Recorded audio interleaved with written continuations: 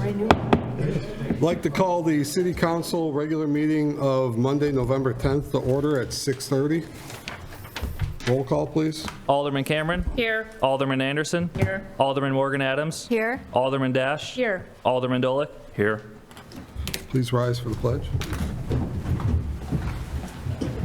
Allegiance to the flag of the United States of America and to the republic for which it stands, one nation, under God, indivisible, with liberty and justice for all.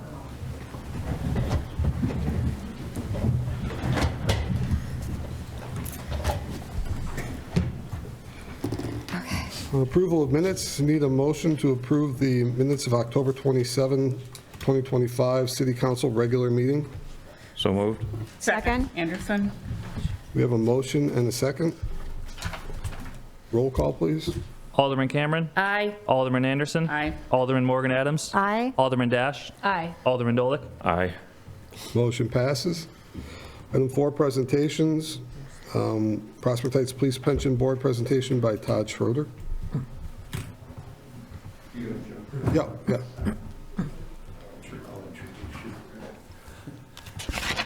Good evening. My name is Bill Kearns. I'm on the Police Pension Board for a short time until you approve my next tenure. But thank you for your time this evening. It's been a good year for the Pension Board.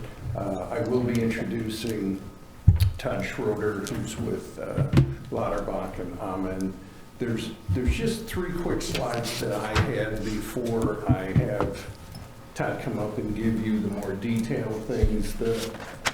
If you can see that, let me see if I can increase the size of it here.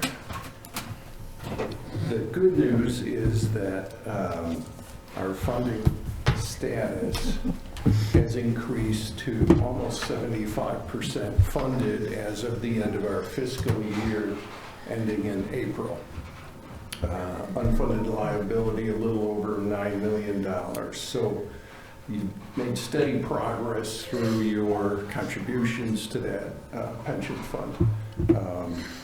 This slide simply is looking at the end of year assets, how they've grown from 2018, when we were a little over $16 million, to now 26, almost 27 million at the end of the fund year. The other thing, though, that I think is interesting, if you look, since 2018, the member benefits that we were paying out in 2018 were $680,000. They're now almost 1.7 million on an annual basis. As you know, our police department is a little bit unusual in that it started at a set point in time, and we had a lot of people retiring kind of at the same time, and so a rather rapid increase in the benefits that get paid out. And then the last slide that I just wanted to go through, and I think I got to make it a little bit smaller here. Your funding has been right at the amount needed. It got a little weird here, but Todd would probably have a better slide. You were 102% of the funding that was requested, and you actually funded over it slightly, about $44,000 last year. And obviously the fiscal year of 24, you were over 200% funding because of the shortfall that we had in the fiscal year 23. So you made up for it as a council. We thank you as a pension board, and I'm sure the officers do too. But so what we're here tonight to do is go through the actuarial report. Todd will go through that and present the requested funding for our next fiscal year. Okay, so let me get Todd's information up here. Todd, it's all yours. Thank you. Thank you for having me out tonight. For the police pension fund, we have two separate reports that we prepared. The reports are probably 50 or 60 pages apiece. What we have in the packet here is a summary, specifically of the results primarily for funding purposes for the police pension. The second report that we do is strictly for financial statement reporting purposes. And so hopefully this won't be too long. I'll give you a quick summary and certainly entertain any questions that anybody has regarding the police pension fund. So looking at this slide 2 in our presentation, the center column there says current valuation top line. That's our recommended contribution for the current year. It's $1,617,596. That's an increase of about 2% year over year from last year to this year. Generally speaking, over the course of time, as your payroll increases in your police department, we expect the contribution to increase. And so typically we would see 3.5% to 4% increases in an average year. So there were a couple of gains this year, which we'll get to in just a moment, that brought that down to a 2% increase for the current year. Before I do that, just to reiterate what Bill said, we're looking at a funding percentage of around 75% for the police pension fund right now, which is that second to the last line on this slide. On slide 3 here, this walks through kind of what we expected to happen and then what we didn't expect to happen year over year with respect to the police pension fund. That top line, the expected changes, everything else being equal, we would have expected this to increase by about $51,000. Our recommendation increased by about $51,000 year over year. All the lines that fall after that are reasons why that moved either up or down from that recommendation. So looking at the key one really in this year, two things. You look at the investment returns were greater than expected. So we have less unfunded liability in the current year, and that lowered the recommended contribution about $18,000 from last year to this year. And just to keep in mind, we're not trying to react to the market year by year. As we know, the stock market can move very quickly year by year. This is actually based on the last 5 years of investment performance. So we're bringing in pieces of each of the last 5 years to try to keep this part smooth. Over the past 5 years, we're still over the expectation. So again, $18,000 decrease. And as Bill noted, the contributions came in higher than anticipated in the current years. That's another $5,000 decrease because we have more assets from the additional contributions that came in. Several other factors we do look at: pay increases, are they higher or lower than expected? Demographic factors, how did that impact other recommendations? So new hires coming in or folks terminating, retiring, and going out, that can have an impact on this. A lot of those factors are listed on this page as well, and they all have a minor increase or decrease impact overall. On this page, we try to point out two things just as a reminder in this process. When we make a contribution recommendation, so you'll see that center column of numbers, we're getting back to our $1.6 million recommended contribution. When we make that recommendation, it's really two things we're trying to fund for. One, there's a regular annual contribution on behalf of each of the active police officers that are in the pension fund. So that's that top line, that's the $346,429 number that's in there. And again, that's just a contribution we would expect to have each year on behalf of the active members. As they progress through their working career, we're trying to get the dollars into the fund so that those dollars plus the interest on those dollars will be there to pay their benefits when they retire. The second line is the payment towards the unfunded liability. That's part of the fund. So going back, we had unfunded liability, I think it was right around $9 million in the fund. So this year, we're looking at a payment of $1,271,167 towards that unfunded liability in an attempt to pay that off over time in some sort of efficient but reasonable manner. So that brings us again back to the $1.6 million recommendation. If the fund were 100% funded today, our recommendation would be the $350,000 roughly. That's just a contribution on behalf of the active folks as they continue to accrue service in their working career. Demographic changes were a minor piece. Some of the details are in here if you'd like to see that. On this next page, page 6, just one thing to note: if you look at the bottom right-hand box, This is your active membership, and this is by age and service. The bottom right-hand box has the total in there. There's 2 numbers in each box. First number is Tier 1 membership. Second number is Tier 2 membership. And you'll see that your Tier 2 membership is, as of April 30, equals 21 of your 23 active members in the fund. A Tier 2 member in the fund is anybody who was hired after January 1, 2011, and did not have any service prior to that in a prior police pension fund. And Tier 2 members have a separate benefit structure, and so that is factored into this valuation for those 21 members. And you're one of the heavier ones towards, weighted towards the Tier 2 membership right now, which means a lot of Tier 1 members have retired and a lot of replacement Tier 2 members have come in. What is that box? You have the box and then there's a dashed box.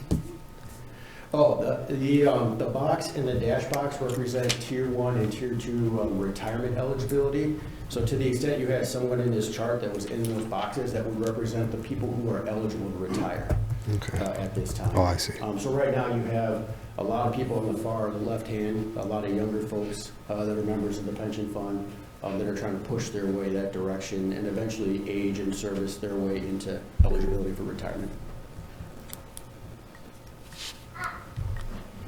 In total, I mentioned the 23 active members. You have 27 inactive members in the pension fund. The thing we like to point out on this page, and Bill alluded to this, you're up to about 1.7 million in annual benefit payments from the pension fund. We're anticipating in 5 years that number is going to be between 2.1 and 2.2 million in cash outflow from the pension fund. In 10 years, we expect that number is going to be between 2.5 and 2.6 million in cash outflow from the pension fund. So those are 27 and 50% increases roughly over the next 5 and 10 years, respectively. Those are figures that we use in our process, and those are the cash flows we're looking at when we're coming up with our recommendations for the cash to go into the pension fund each year. We did every 4 to 5 years, we do a full-scale assumption study. So we take all our Illinois police pension funds that we work on as a firm, whether it's for actuary work or other work that we do for pension funds. So there's close to 200 police pension funds in our study. And we look at things like how often are folks becoming disabled, when are folks retiring, how long are folks living in retirement, how often do we see spouses after a member passes. And so we've updated all those assumptions on that page where we have the contribution recommendation or the reconciliation. We saw there was a minor impact this year related to those assumption changes. This page, your assets, just so note, the market value of your assets, your investment return was about 9.3% year over year, so higher than the expectation. And again, we're taking a piece of that into your valuation this year, and we'll also take pieces in over the next 4 years as well from the gain this year. A couple things on this page. First, your pension fund right now is about 90% inactive members. So ideally, we'd like to have all of that funded. Once your fund gets to 90% or greater funded, you should have all your inactive members funded at that point. But right now, you're about 75% funded.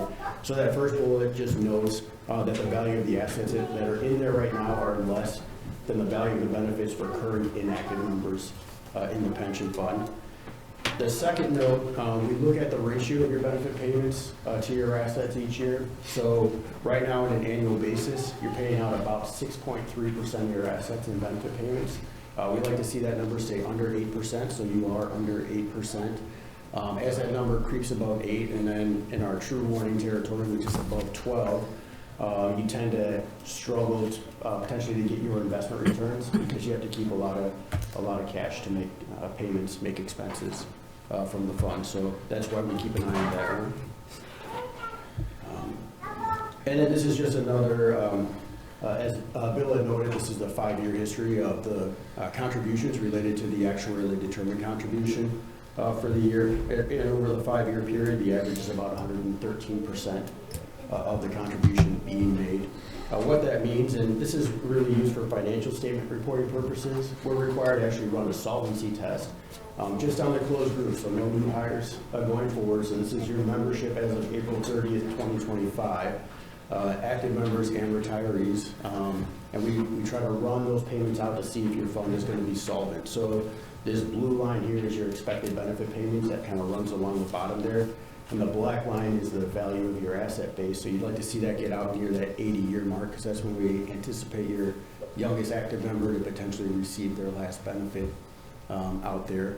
And you are getting out there, and that's based on the fact that the contribution history is above 100% of the recommended contribution. So at or above 100% would get you for solvency. And what that means for your financial statement reporting, it allows us to show the minimum amount of liability that we can for financial statement reporting. If this test wasn't passing, we would have to increase the liability that's shown on the financial statements for the pension fund. That's all I had that I had prepared. Were there any questions? I know it's a lot of information, a lot of numbers at once, but were there any questions on any of the information? Any questions? No. I had a quick one. When we made that one balloon payment, I'll call it a balloon payment, that unexpected payment of the $2 million, do you have to smooth that like you do gains that the fund gets on its investments, or is that an instant in to the factor? It's an instant in, so it will increase your funded percentage, decrease your unfunded liability right away.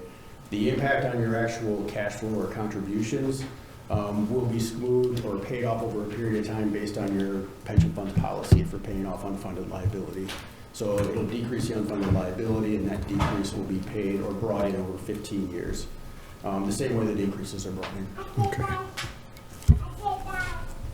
Anything else? No? Thank you. Thank you. Thank you. Appreciate it. Thank you. If I might just finish up, it was something I neglected to say earlier. Normally, Tom Hytink would be here doing this presentation. He prepared those initial slides. He is at home taking care of his wife who had surgery today, so wish her well. The other thing is, I know Peter, the city administrator, had done a great job of asking everyone to get in touch with their state legislators about Tier 2 pensions. And Todd and I talked about this briefly beforehand, but it would be a significant impact to your funding levels and so forth should that change to Tier 2 come about. And I know the answer was, if you're going to change it, change our funding mechanism too. But I wanted to make sure we didn't neglect that as part of the discussion. Okay. Thank you. Thank you. Thank you. Thank you. Item 5, appointments, confirmations, and proclamations. Come on back up, Bill. Bill? Come back up. You're also number 5. So item A, reappointment of Bill Kearns as a board member of the Police Pension Board. So Bill's term expires coming up here, and I'd like to make a reappointment for him to continue, if you're willing. Oh, absolutely. I enjoy, one of the things I enjoy besides working with the airport is trying to help make sure our officers get the pension that they're due, and also that the city is protected in that whole process. And so I enjoy that work, and I would love it if you would reappoint me for another term. So I would look for a motion to reappoint. So moved. Second? We have a motion and a second. Roll call, please. Alderman Cameron. Aye. Alderman Anderson. Aye. Alderman Morgan Adams. Aye. Alderman Dash. Aye. Alderman Dolick. Aye. Motion passes. Congratulations and thank you. Thank you. Thank you for your service, Bill. Thank you. Item 6, public comments on agenda matters. Do we have any? None on agenda. Okay. Item 7, consent agenda.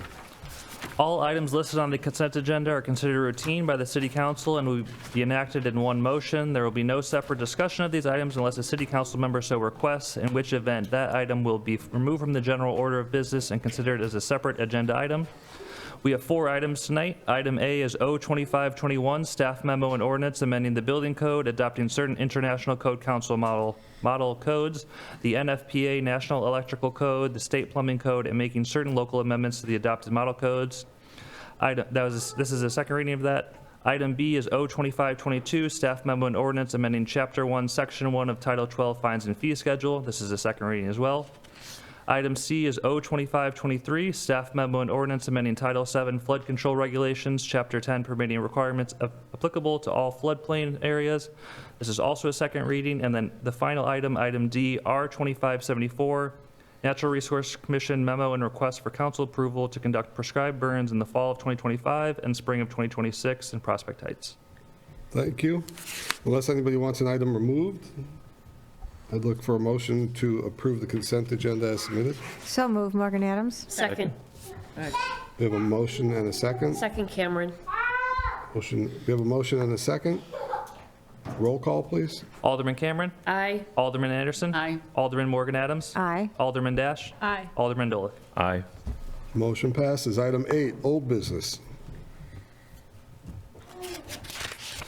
Item A, O2524, staff memo and ordinance amending Title 9 Police Regulations, Chapter 1 Animal Control, Section 18 Keeping Backyard Chickens of the City Code regarding backyard chicken keeping in the R1 Single Family District. This is a second reading. So we need a motion to approve the second reading. So moved. Second, Morgan Adams. We have a motion and a second. Any questions or comments? Nope. Okay. Roll call, please. Alderman Cameron. Aye. Alderman Anderson. Aye. Alderman Morgan Adams. Aye. Alderman Dash. Aye. Alderman Dolick. Aye. Motion passes. Item 9, new business. Item A, O2525, staff memo and ordinance approving the sale, donation, and destruction of surplus vehicles. This is a first reading. The first reading, there's no action, but Mark, would you like to comment? Yes, sir. This is disposing or auctioning off the Ford Explorer that's been used by the building department for the last 3 years. There's a 2013 with 100,000 miles on it that is beyond economical repair. It needs, in our estimation, thousands of dollars worth of repairs, and we've already decided it's not worth the time or money to invest for the vehicle. So that's a simple one. Thank you, sir. Is this one yours or his? So there's no action required. This is first reading. It'll be at our next meeting for approval. Item B. O2526, staff memo and ordinance approving of sale, donation, destruction of surplus equipment. This is also a first reading. Again, it's a first reading, so there's no action required. Mark, would you like to tell us about that? Yes, sir. This is for 3 pieces of equipment: a ride-on Dixie chopper mower that we haven't used in years. It's at least 20 years old. It hasn't been in service, so we're getting rid of it. We have a push-behind large deck mower that's served its use for the city and is kind of worn out. We've replaced it already in past budgets. And the third is a snow blower attachment for one of our sidewalk machines that has seen its fair share of use, and we've already replaced it in past budgets. So it's just kind of cleaning house a little bit for us for these 3 pieces. Thank you. Again, no action tonight. It'll be on the next meeting's agenda for approval. Item C. Item C is O2527, staff memo and ordinance amending the City Code, Title 1, Chapter 7, Sections 12, Health Inspector, 17, Section 17, Code Enforcement Officer, Section 18, Plumbing Official, Assistant Plumbing Official, and Section 19, Electrical Inspector, Assistant Electrical Inspector of City Code. This is a first reading as well. As a first reading, there's no action today. But Dan, would you like to tell us about this? Yes, after review of the city's code, there were a lot of positions dating back to 1995 that were outdated and not applicable anymore. The majority of those positions have now been handled by contracts with third-party vendors, so the need to have them as listed positions within the city code is not necessary. They will all fall under the direction of the Director of Community and Economic Development and Department of Code Enforcement. Okay, thank you. Again, it's a first reading. If you have any questions, reach out to Dan, but it'll be on our next meeting for approval. Item D.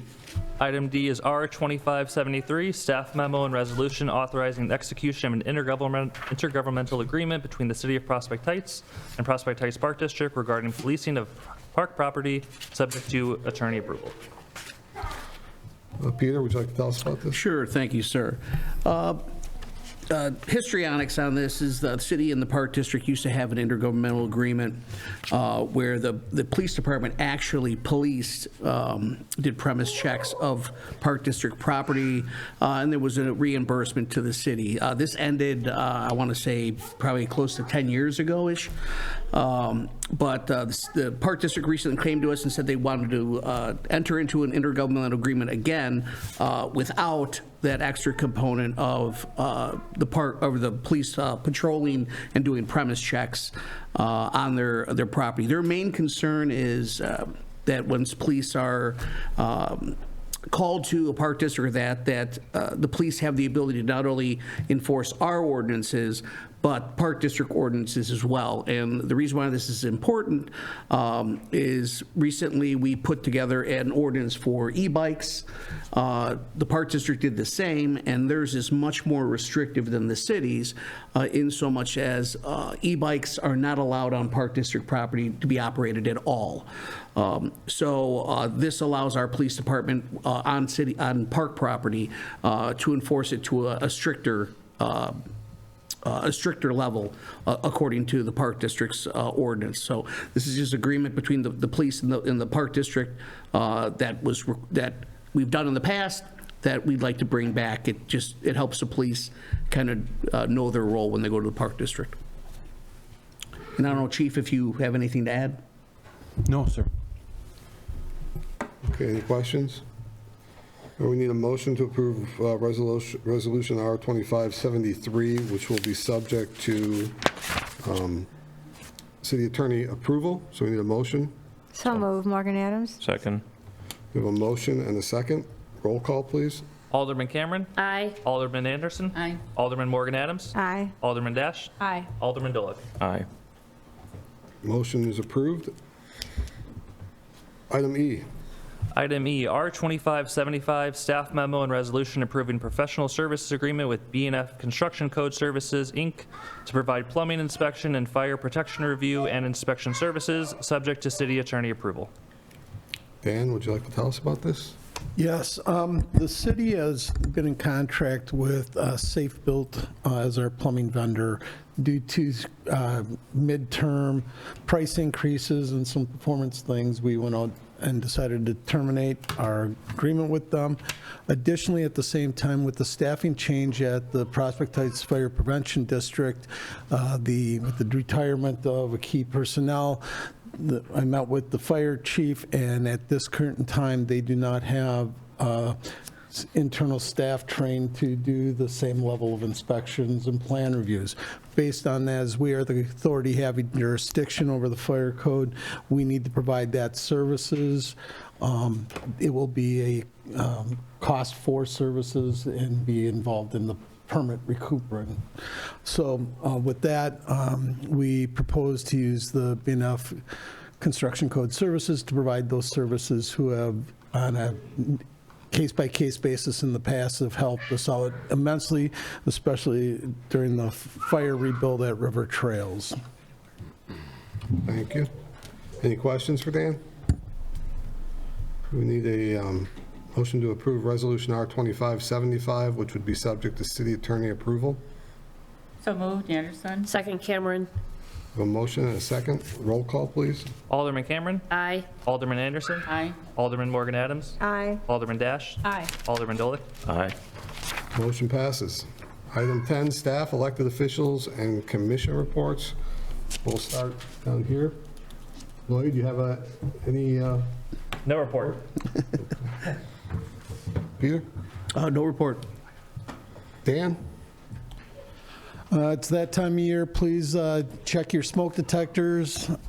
If batteries need to be changed, please do so.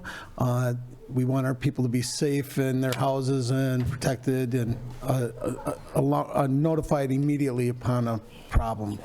They're the safest and simplest things to check to protect life. Thank you. Thank you. Mark? No, sir. Thank you. Chief? No report, sir. Thank you.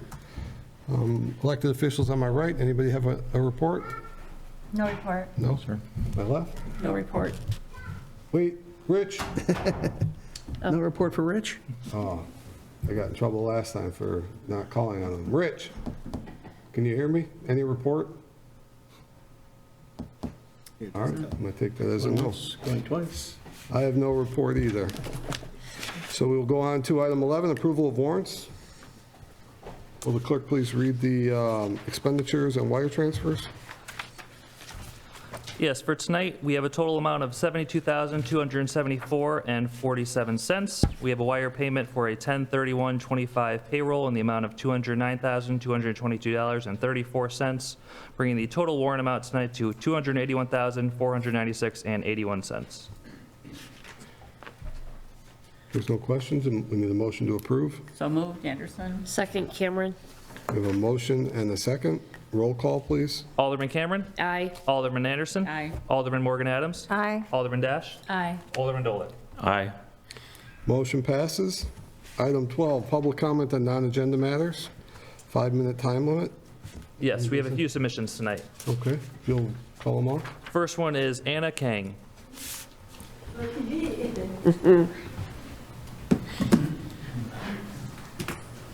Good evening, ladies and gentlemen. I'm Anna Kane from Hana Center at Paloke Avenue. It is a non-profit organization, and we are serving, supporting immigrants and low-income people. So it's in the Paloke Plaza. Okay. Through my work at Hana Center, I have actively engaged with neighbors and merchants to learn about their daily experiences and perspectives, see what's going on under the circumstances. And I learned that their merchants and they're like for experiences and perspective, but we had spoken with almost 95% of the merchants in the Paloke Plaza, and they are very scared. And because they have seen ICE abducting people at the plaza. And so first raid was around 40 people got raped. So, and they're like nearby, not only plaza, but nearby the apartment complex. They are also worried about their businesses, of course, and because no one is coming to their businesses. They're all afraid. Hana Center is supporting these businesses owners, and then it is evidence that more attention and assistance from the village office and necessary to address these concerns. So it's not their own problem, it's our problems.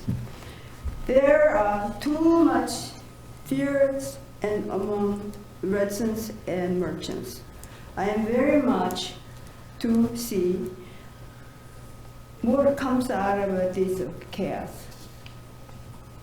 To support businesses, business owners, and village residents, we have, number one, distribute Know Your Rights, flyers and contact cards to support individuals, connect with the helpline and their family members when encountering the ICE personnel. Number two, recognize the rising anxiety among merchants, and we establish a secure communication channel that allows merchants to alert each other when ICE vehicles are seen in the area. At Hana Center, I personally committed to supporting our neighbors. However, we urge the village office to provide greater attention and assist to the residents to address ongoing process. Challenges and improve the situation for everyone in the community. We need the village to clearly, strongly declare that ICE illegal activities is not welcome here. we are asking the village to adopt policies that, number one, ban civil immigration enforcement within village limits without a signed judicial warrant, and number two, ban the use of a face mask by federal immigration enforcement agents within village limit, and number three, require immigration enforcement agents to wear body cameras and identify themselves when they ask. So they're hiding, but we have to ask them. So this sounds good. So I thank you for your support and in advance. And then I saw all these panels passing everything. So I hope this suggestion should be passed. What do you think? Thank you. Thank you.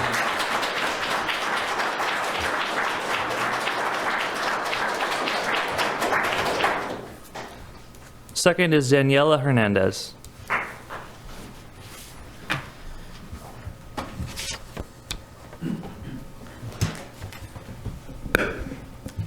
Good evening, everyone. I stand before you not out of anger, but because I strongly believe our community deserves safety and respect. My name is Daniela, and I've been a resident of Prospect Heights for 24 years. I also work at a grocery store here in Prospect Heights. And let me start by saying that this has nothing to do with politics or your beliefs. This is about protecting our community's safety. For the past weeks, months, my family, our neighbors, and myself have felt fear and unsafe on our streets. Fear of being stopped by immigration agents who do not identify themselves, who cover up their faces and use all their force on stopping an individual who is not even resisting. People are scared to leave their home, to go to work, to drop off their kids at school, or even going out to buy groceries. Why, you may ask? Because it seems that they are only targeting working individuals, not criminals, not people who break the law. Individuals who wake up every morning trying to provide for their families. Is it fair that ICE agents do their operations in front of kids who are waiting at the bus stop? Is it fair that they see the fear on their parents' faces and just hope that when they come back from school, they are still able to see their family together? I don't think so. Last week, my landlord called me. My first thought was that my rent payment didn't go through. When I answered, he asked me if I was a green card holder or if I was a citizen, to which I answered yes. He proceeded to tell me that if I could put my sticker of my name inside the mailbox instead of the outside, because it seems that the immigration agents are targeting people based on their race, and my last name Hernandez being their target. Now, why should I feel scared if I am a citizen? Why should I feel unsafe in my own home? Just because of my looks? Just because of my last name? This was a kind action of my landlord to keep his tenants feel safe. My question for you guys is, what are you guys going to do to keep your residents of Prospect Heights safe? Allow agents to be on the streets, kidnapping people and breaking traffic laws and using parking lots to observe their next victim? Or are we going to work together as a community to try and put a stop to it? I leave it up to you guys, and I hope you guys do the right choice. Thank you.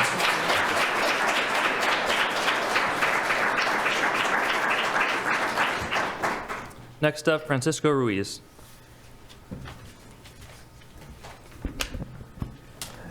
Good evening, Mayor and trustees. My name is Francisco Ruiz. As an owner of an insurance agency working out of the city, Prospect Heights, for almost 22 years now, city that I consider to be my hometown, and as a pastor of Servant of Christ Jesus Ministries out of Arlington Heights, I would like to start by thanking all of you for the opportunity to speak, and to all the present for the support. Thank you. I'm here because I care deeply about the issues that affect our residents, both spiritually and physically. I'm here to ask you, the government officials, for your help and your mercy in this case. Citing an article posted by Daily Herald this past Tuesday, 4th of November, with the heading "Willing prohibits agents from using village property to prepare for immigration enforcement activities." The article reads as follows.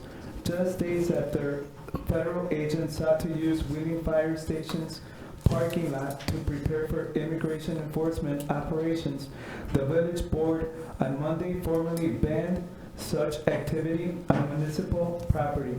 Effective immediately, federal agents are prohibited from using parking lots, vacant lots, and garages that are owned and controlled by the village as staging areas, processing locations, or operation spaces for immigration-related activities. Signs will be posted. Any village employee who learns of such activity must immediately report it to a supervisor, who will notify the village manager. Village President Pat Horser backed the plan. On Tuesday, he voiced objection to federal agents using vehicles with heavily tinted windows to snatch people off the street. A copy of this resolution that we just passed for Prospect Heights is what I'm praying that you, mayor and trustees, consider, vote on, and approve. Why would this matter to the residents of Prospect Heights? This would be a significant civil declaration of local control and civil liberties protection in the face of federal immigration enforcement efforts.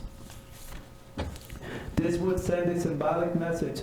The city's intention to position itself as a welcoming place to all of its residents, taxpayers, property, and business owners, without taking in consideration their color or accent.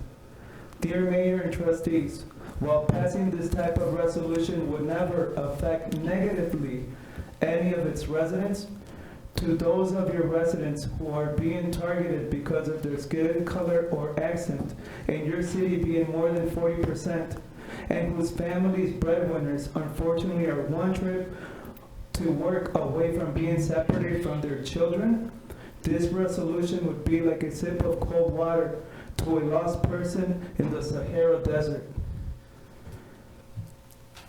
And last but most important of it all, if one of you considers yourself to be saved by God's grace through faith in our Lord Jesus Christ, this is what he teaches us about the foreigner. Leviticus 19:34, the foreigner residing among you must be treated as your native born.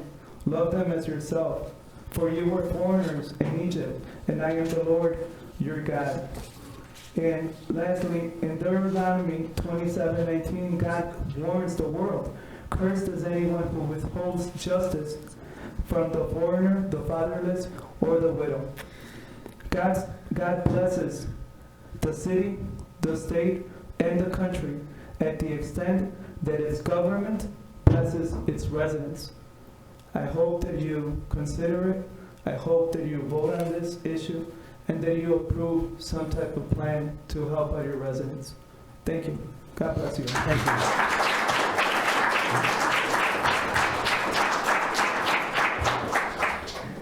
Last up is Karina Marin.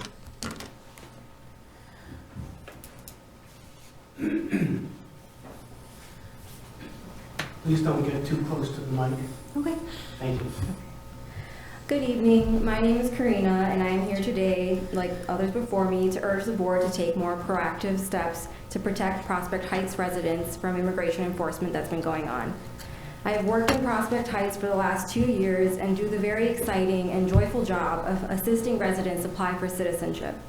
The people that I help get citizenship are residents of this village, and they love living here. However, over the past few months, more and more of my clients have expressed anxiety, fear, and distress of the thought of encountering ICE out in the streets. Last week, that fear became a reality in Palwaunkee Plaza. I expected to come into work and do my normal routine, paperwork and the such, but instead at 9:30, I heard a piercing whistle in the air, followed by honking of horns, and I knew what that meant, that ICE was outside and that they were surrounding the area and the neighboring streets. All I could think about in that moment was my own clients and those who come into the office, those same people who I've been helping, who have brown skin, and who have expressed that fear and anxiety about what that might mean for them. I didn't see anyone being kidnapped from the plaza that day, but that didn't mean that people weren't impacted. Afterwards, the people in the plaza came out terrified, were checking in on each other. These were business owners, these were patrons, these were clients who were just stopping in to go buy groceries, to go get ice cream, to try to apply for citizenship. And it was wonderful to see the community come together, check in on each other. But it should not just be community members. It should be our local leaders who are stepping up into this moment and actually providing more proactive action steps to protect people. We need y'all to help us in this moment, and I'm here to extend that invitation to ensure that y'all provide more action steps and ordinances to ensure that residents who live and work here are supported and that these ordinances actually protect our neighbors. I urge you to follow in Arlington Heights and Wheeling's footsteps and other nearby villages to take these proactive steps. Some of them have already been listed here today, but I'm going to name a few more.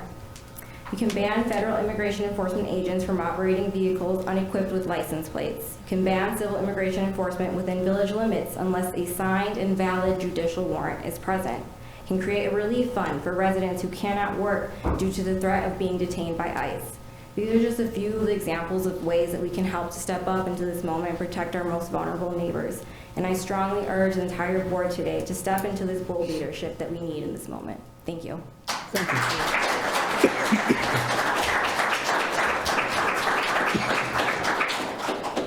That's all. Okay, thank you. Does anybody else want to speak? Okay, thank you. There's no action on anything tonight, but thank you for coming. We do not, item 13, we do not have an executive session scheduled for tonight, so there'll be no action on that session. We'll go right to item 15, adjournment. I need a motion to adjourn. So moved. Anderson. We have a motion and a second. Second, Cameron. All those in favor say aye. Aye. Opposed, say nay. We are adjourned.